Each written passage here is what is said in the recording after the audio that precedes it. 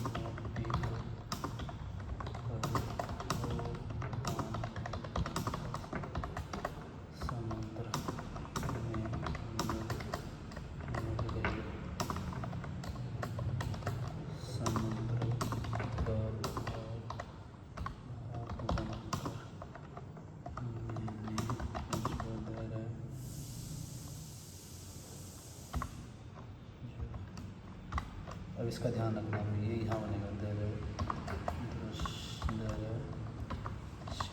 दृश्य देखा